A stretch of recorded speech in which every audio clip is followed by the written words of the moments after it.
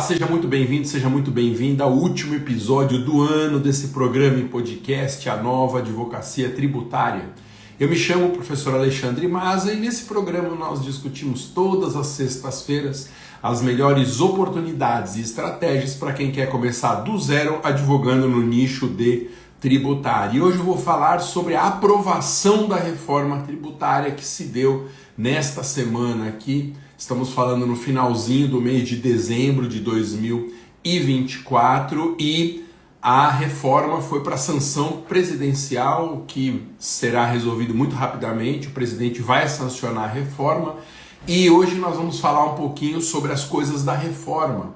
Vamos ver o que mudou, quais são as oportunidades que a reforma trouxe para a advocacia. Antes disso, lembre, eu tenho um Zap exclusivo para parcerias na advocacia, então o objetivo desses programas é o advogar junto com você nas suas causas. Então, entrando no escritório, uma causa em que você precisa de ajuda, fale comigo, anote por favor aí nos seus contatos, o Zap da Maza Advocacia é 11 965 18 0648, Maza Advocacia 11 965 18 0648. E lembro também que estão abertas as matrículas de todos os cursos de advocacia da minha escola. Na descrição desse vídeo você encontra o link para a maioria deles, ou então entre na home da minha escola, escoladomasa.com.br, e veja qual é o curso que melhor se adapta à sua necessidade. Gente, quais são as oportunidades que a reforma tributária trouxe para a advocacia?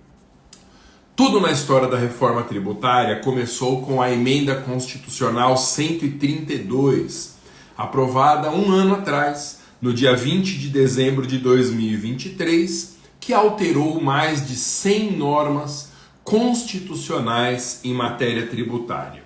Nessa semana, lembrando que eu falo ao vivo aqui no dia 19 de dezembro de 2024, foi aprovada no Senado a regulamentação da reforma. Já havia sido aprovada na Câmara, aí o Senado aprovou também, voltou para a Câmara, porque alguns pontos o Senado mudou e a Câmara aprovou. E agora vai para a sanção presidencial. Quem não teve contato ainda com a regulamentação da reforma, é uma lei complementar com 537 artigos. Para que você tenha uma ideia, o CTN passa pouco dos 200 artigos. Estamos falando, portanto, da regulamentação da reforma, que tem mais do que o dobro dos dispositivos normativos do que o próprio Código Tributário Nacional. Essas normas são normas muito técnicas, sem grande interesse para a advocacia, a não ser para quem vai militar nos novos tributos, para quem vai advogar no imposto sobre bens e serviços, para quem vai advogar com a contribuição sobre bens e serviços ou então com o imposto seletivo, que são os 3 tributos instituídos por essa regulamentação. Interessante, antes de eu ter tido contato com o texto aprovado da reforma, eu estava achando que a reforma revogaria o Código Tributário. Colocaria no lugar um novo CTN, que já é uma lei muito obsoleta, dos anos 60, precisaria ser atualizado com a era da internet, quem sabe até atualizada a sua normatização com a questão da inteligência artificial. Fato é que o CTN não foi revogado. Permanece em vigor a Lei 5.172 de 1966, o que esses 537 novos artigos fazem, basicamente, é a instituição dos 3 novos tributos, IBS, CBS e Imposto Seletivo. Mas como esses tributos substituem uma quantidade enorme de tributos atuais, a normatização tem que ser muito detalhada. Você imagina uma lei que disciplinasse de forma exauriente o ICMS, mais o ISS, mais o IOF e mais 3 ou 4 tributos. Seria uma lei enorme. É essa lei complementar da regulamentação da reforma que vem extinguir os tributos que esses 3 substituem. E hoje eu vou falar de algumas das mais importantes mudanças trazidas pela reforma e como elas podem transformar em oportunidades na sua advocacia. Bom, falar um pouco sobre uma visão geral da regulamentação da reforma aprovada nesta semana aqui. Como eu disse, são 537 artigos que essencialmente instituem os 3 novos tributos brasileiros: o IBS, a CBS e o Imposto Seletivo. Além disso, a regulamentação institui o Comitê Gestor do IBS, que é um órgão paritário que será encarregado, entre outras funções, de distribuir as receitas do Imposto sobre Bens e Serviços. Além disso, a reforma regulamentou o cashback, que do meu ponto de vista é, dentro da reforma, a novidade mais bem-vinda de todas. O cashback é um sistema de devolução do tributo pago em determinadas operações, quando quem se favorece da operação é uma pessoa de baixa renda. O mecanismo dessa devolução ainda precisa de uma nova regulamentação.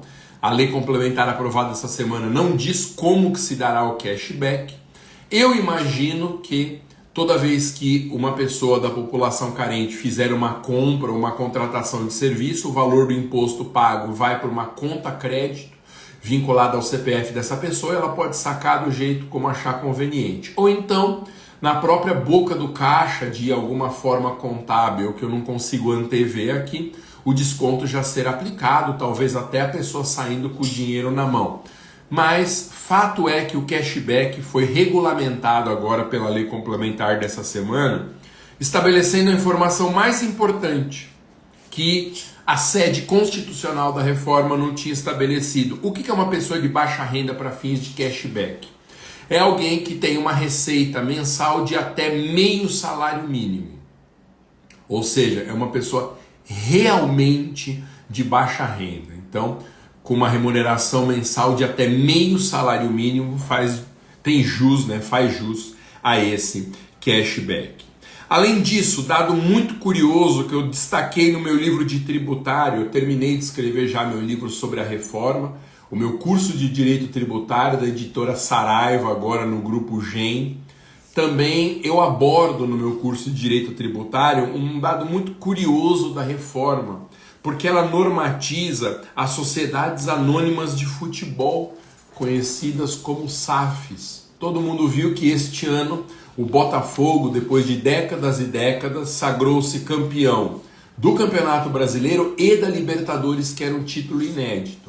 Para quem não está bem inteirado com as coisas do futebol brasileiro, o Botafogo é uma sociedade anônima de futebol.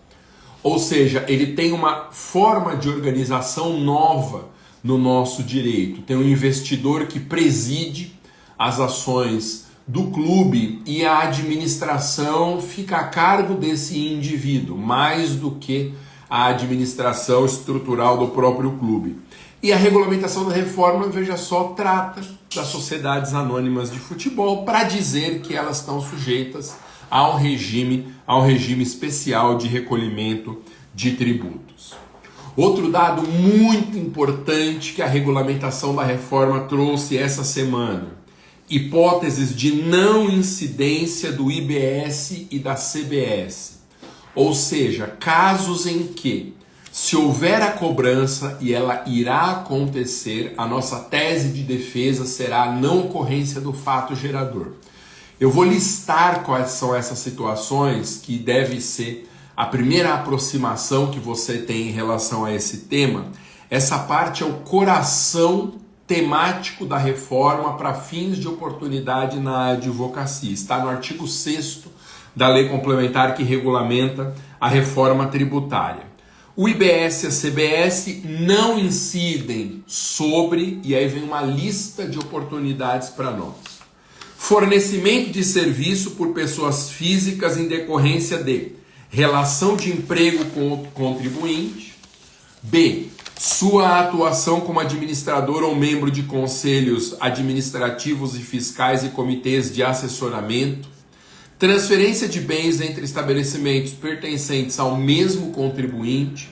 Baixa, liquidação e transmissão, incluindo alienação de participação societária. Lembrando que eu estou lendo aqui o artigo 6º da lei complementar que regulamentou a reforma, que descreve casos de não ocorrência do fato gerador do IBS e da CBS. Toda vez que o fisco cobrar os tributos novos sobre essas operações aqui, a nossa tese de defesa em favor do contribuinte é a não ocorrência do fato gerador.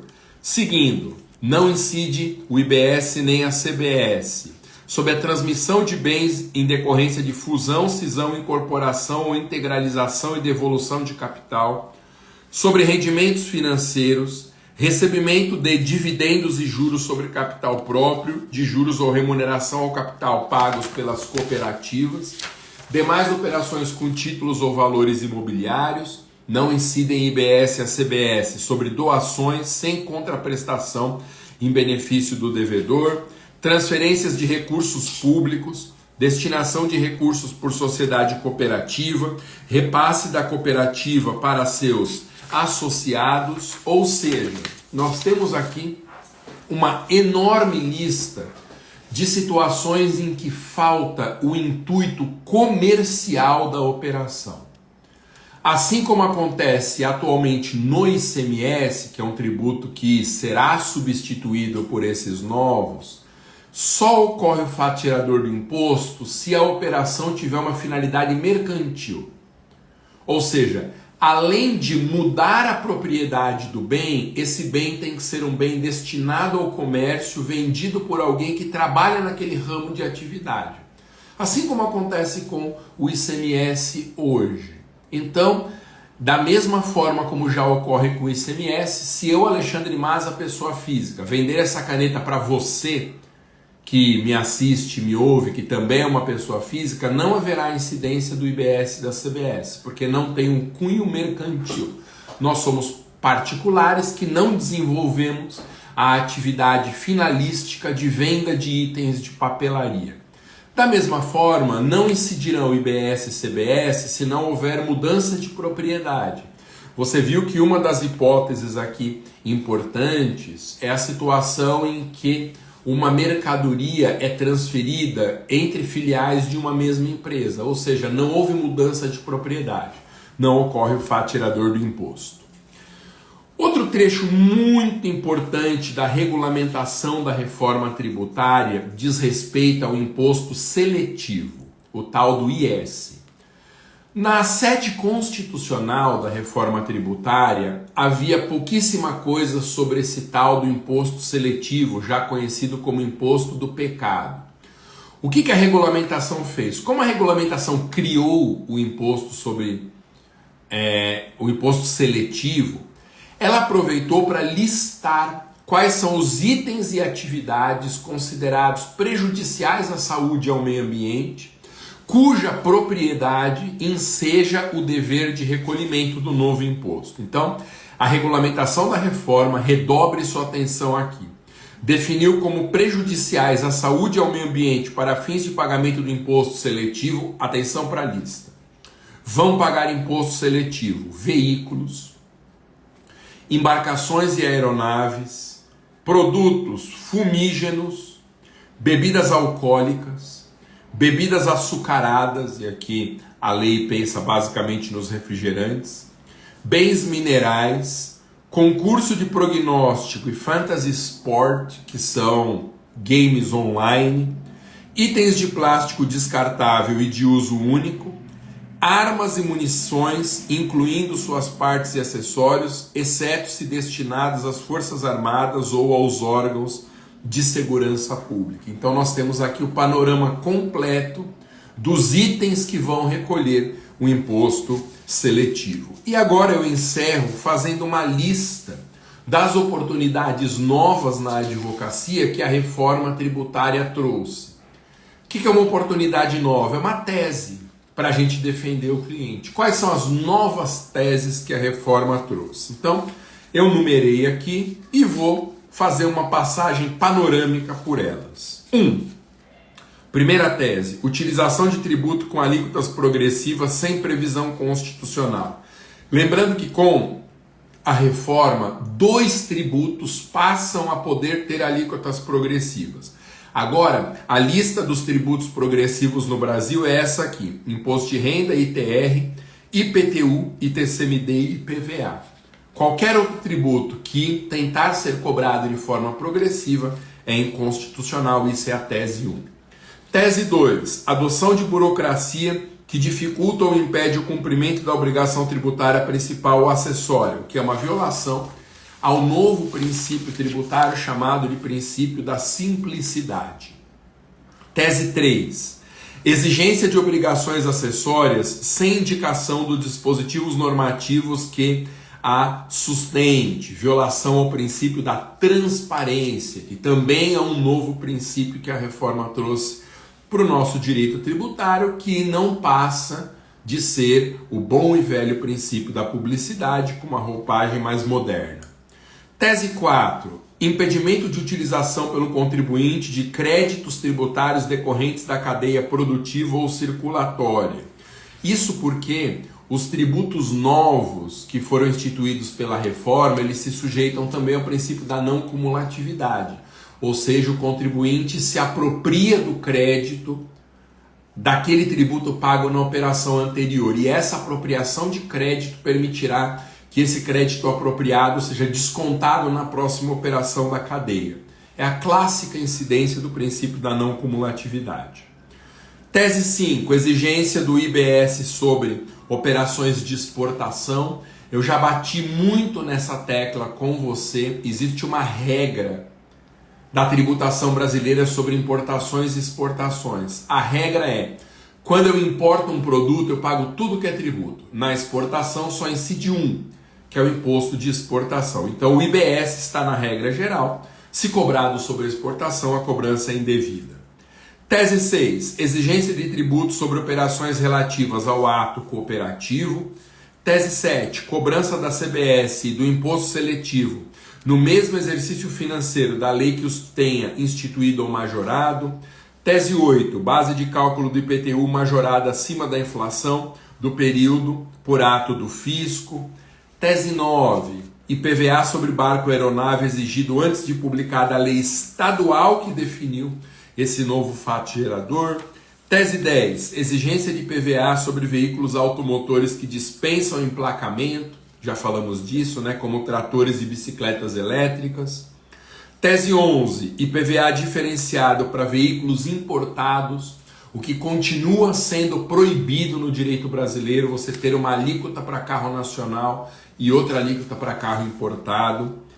Tese 12. Exigência do IPVA sobre embarcação de pesca, o que também a reforma tributária impede. Você deve lembrar que o IPVA, a partir da reforma, começa a tributar também a propriedade de barcos e de aeronaves. Mas se for barco de pesca, há uma imunidade constitucional trazida pela própria reforma. Então, nessa live de encerramento do ano, eu te trouxe as principais novidades da regulamentação da reforma tributária aprovada nesta semana aqui do dia 19 de dezembro. Minha expectativa é que o presidente da República rapidamente sancione a regulamentação da reforma já nos próximos dias e aí a reforma, seguindo uma sequência de datas de entrada em vigor, ela não vai entrar em vigor de forma imediata, haverá várias etapas de vigência da reforma. Fato é que ela foi aprovada e para nós na advocacia isso significa oportunidade. Cada uma dessas teses que eu listei aqui são produtos que nós podemos oferecer para o cliente no escritório. Fique ligado, fique ligada, porque a reforma tributária traz um mundo de oportunidades novas de negócios para a nossa advocacia. Gente, eu criei um WhatsApp exclusivo do meu escritório para parcerias na advocacia. Toda vez que você tiver uma causa, sentir necessidade de ajuda, entre em contato comigo. O zap é, anote aí, Masa Advocacia, 11 965 18 0648. Repito, Masa Advocacia, número de WhatsApp, 11 965 18 0648. Se não conseguiu anotar, volte aqui alguns segundinhos nesse vídeo para você registrar o nome. E não esqueça também que estão abertas as matrículas de todos os cursos de advocacia da minha escola. Aproveite esse finalzinho de ano com esses dias parados para você já começar no próximo ano com os cursos iniciados, com o pé direito para que 2025 seja o ano da virada na sua advocacia. Valeu, boas festas a vocês. As lives vão ser interrompidas durante as próximas 3 semanas em função das festas, do recesso forense também. Preciso descansar, vocês também precisam descansar. Nos veremos na segunda semana de janeiro, se Deus quiser. Boas festas, um excelente 2025 e fiquem com Deus. Abraço, até mais, tchau.